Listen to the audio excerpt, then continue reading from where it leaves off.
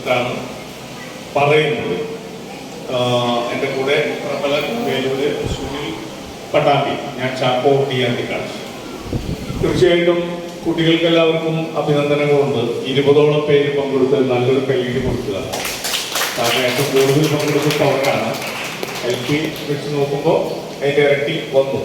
ഇനിയിപ്പോൾ high school higher secondary വരാൻ പോകുന്നുള്ളൂ, അതുകൊണ്ട് മുന്നേ നമുക്കൊന്നും പറയാൻ കഴിയില്ല. കുട്ടികൾ സ്റ്റേജിൽ കയറുക എന്ന് പറഞ്ഞാൽ തന്നെ അത് കാണാൻ തന്നെ ഭയങ്കര രസമാണ്.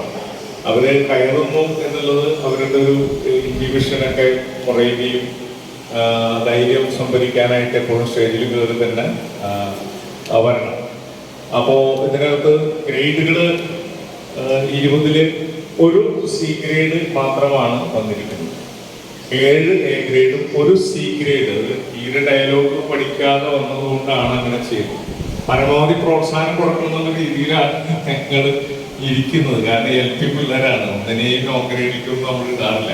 പക്ഷെ ഡയലോഗ് തീരെ പഠിക്കാതെ വന്നപ്പോൾ C ഗ്രേഡ് കൊടുക്കാൻ പറ്റുള്ളൂ. പിന്നെ ഈ രജിസ്ട്രേഷനൊക്കെ നേരത്തെ കഴിഞ്ഞാൽ അത്യാവശ്യം സമയം കിട്ടുന്നുണ്ട്. ഡയലോഗ് പഠിക്കാം.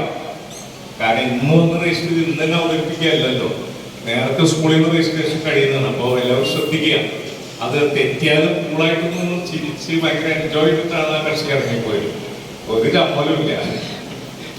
അതായത് എന്നെ കൊണ്ട് പറ്റാത്ത പണി ആരാണ്ട് തലയിൽ വെച്ച് കണ്ടുപഠിക്കുന്നുണ്ട്. അതുകൊണ്ട് എന്തായാലും അത് നന്നായിട്ട് പ്രാക്ടീസ് ചെയ്താൽ നന്നായിട്ട് ചെയ്യാൻ പറ്റുന്നത് ധൈര്യമുള്ള കുട്ടിയാണെന്നാണ് ആ തെളിവ്. അടുത്ത റൗണ്ട് വരുമ്പോൾ ഗംഭീരമായിട്ട് ഒരു നല്ല മോണറ്റായിട്ട് വന്ന് വിന്നറായിട്ട് കയറാൻ ശ്രമിക്കണം. പിന്നെ ഈ A ഗ്രേഡുകൾ വന്നത് അവരൊക്കെ നന്നായിട്ട് വിനിയോഗിച്ചിട്ടുണ്ട്. ശ്രദ്ധിക്കേണ്ട കാര്യം, നമ്മൾ ഈ മൈക്ക് ടു മൈക്ക് എന്ന് പറയുന്ന പ്രയോഗത്തിൽ സാധാരണ ഞങ്ങൾ എല്ലായിടത്തും പറയും ഒരു സെന്റർ മൈക്ക് ഡ്രാമിക്കുന്ന പോലെ ഷോർ മൈക്ക് ഇട്ടാൽ ഓടി നിന്ന് അഭിനയിക്കുക എന്നുള്ളതാണ് മോണാക്ടിന്റെ ഒരു യുക്തി. യൂണിവേഴ്സിറ്റി തലത്തിലൊക്കെ അങ്ങനെ നമ്മൾ പ്രാക്ടീസ് ചെയ്യിപ്പിച്ചത്. ഷുവർ മൈക്ക് ഇടും. അപ്പൊ നമുക്ക് സ്പേസിൽ ക്യാരക്ടറായിട്ട് എങ്ങനെ അവരെ മൂവ് ചെയ്യാൻ പറ്റും. ഇതിപ്പോ ഒരു മൈക്കിൽ നിന്ന് അടുത്ത മൈക്കിലേക്ക് നടക്കണം, പിന്നെ നടക്കണം.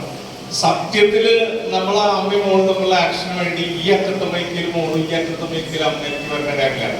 ഒരു ലെഫ്റ്റ് റൈറ്റ് വേണമെങ്കിൽ ഒരേ മൈക്കിൽ തന്നെ എന്ത് ചെയ്യാൻ പറ്റും, പൊസിഷൻ മാറ്റാൻ പറ്റും. ഇങ്ങനെ നിൽക്കുമ്പോൾ അമ്മോട് ചോദിക്കുന്നു, മോളോട് പറയുന്നു. വേറെ ഒരു ലൊക്കേഷനിലേക്ക് മാറുമ്പോൾ മാത്രം സ്പേസ് വേണ്ടിയിട്ട് മൈക്കിനെ മാറ്റേണ്ട കാര്യമുള്ളൂ. പലപ്പോഴും പറഞ്ഞെങ്കിൽ അറ്റത്തിന്റെ ഇടയിൽ 4-5 സെക്കൻഡ് വെറുതെ പോകും. പിന്നെ ഒരു ഷിഫ്റ്റിംഗ് ബോഡിയിൽ വരുമ്പോൾ എപ്പോഴും നമ്മൾ ആ ഇമോഷൻ കറക്റ്റ് നിലനിർത്തിയിട്ട് വേണം മാറാൻ. ഈ ഇമോഷനിൽ നിൽക്കുന്ന അടുത്ത ഇമോഷനിലേക്ക് മാറി മറ്റൊരാളാവുന്നതിന്റെ ഒരു ട്രാൻസ്ഫോർമേഷൻ പതുക്കെ ചെയ്യണം. ഇവിടെ കഴിഞ്ഞ ഉടനെ വെറുതെ നടന്നു അടുത്ത ആളാവുന്ന രീതിയിൽ ബ്ലാക്ക് ആയിട്ട് വരും. അപ്പോൾ ഫില്ല് ചെയ്ത് പോകണം. എടാ എന്ത് വന്നാലും നമ്മൾ ഫില്ല് ചെയ്യണം. അതുപോലെ ഓരോ ഇമോഷനും അത് തീർന്ന് ക്യാരക്ടറായിട്ട് ഫിനിഷ് ചെയ്തിട്ട് ആണ് അടുത്തിരിക്കണം. ഇതിങ്ങനെ അവ്യക്തമായിട്ട് ഒരെണ്ണം അവിടെ ഇട്ടിട്ട് ഇങ്ങനെ ആളരുത്. അതാണ് ശ്രദ്ധിക്കുന്നത്. ഫിസിക്കൽ തിയേറ്ററിന് ഭയങ്കരമായിട്ട് ഉപയോഗിക്കണം, നല്ല പവർ ഉപയോഗിക്കണം. എക്സ്പ്രഷനിൽ കണ്ണ് എന്ന് പറയുന്ന വിഭാഗം പലരും ഉപയോഗിക്കുന്നില്ല. ചുണ്ടുകൊണ്ട് വർത്താനം പറയല് മാത്രമേ ഉള്ളൂ. കണ്ണ് ഭയങ്കര ഘടകമാണ്. അത് മേക്കപ്പ് ഒന്നുമില്ല, നമുക്ക് ഭയങ്കര ഗംഭീരമായിട്ട് ചെയ്യാം. മുഖവും ശബ്ദവും കണ്ണും കൂടി ഗംഭീരമായിട്ട് ചെയ്യാം. കുട്ടികൾക്ക് ജസ്റ്റ് ഒരു ഗൈഡൻസ് പറഞ്ഞതേ ഉള്ളൂ.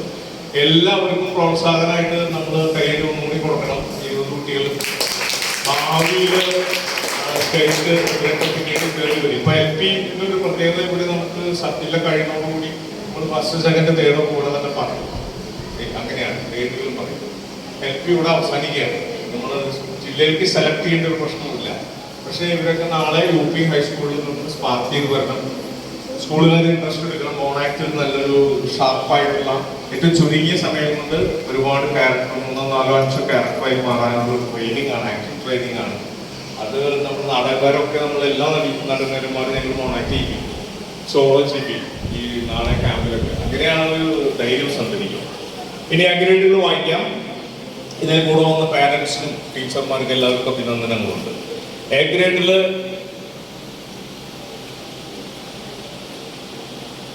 പക്ഷേ മോഡൽ തന്നെയല്ലേ വായിക്കേണ്ടത്, മാർക്കിൽ കിട്ടുന്നത് അതുപോലെ തന്നെയല്ല. കോഡ് നമ്പർ 1 A ഗ്രേഡാണ്. കോഡ് നമ്പർ 1 മിക്സ് ചെയ്തിട്ടാണ് പഠിച്ചിട്ടുള്ളത്. പക്ഷേ ഇതിൽ സീരിയൽ ഓർഡർ കറക്റ്റാണ്. Code number 1 A grade, 2 A ഗ്രേഡാണ്. 3, 4, 5, 6, 7, 8, 9, 10 അത്രയും ബി ഗ്രേഡാണ്. 11 സി ഗ്രേഡാണ്. 12 എ ഗ്രേഡാണ്. 13 എ ഗ്രേഡാണ്. 14 എ ഗ്രേഡാണ്. 15 എ ഗ്രേഡാണ്.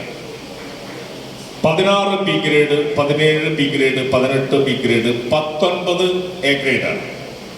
20 ബി ഗ്രേഡ്. ഇനി തേർഡ് ആദ്യം പറയാം. കോഡ് നമ്പർ 2 ആണ് തേർഡ് പ്ലേസിലേക്ക് വന്നിരിക്കുന്നത്. Code number 2 third place.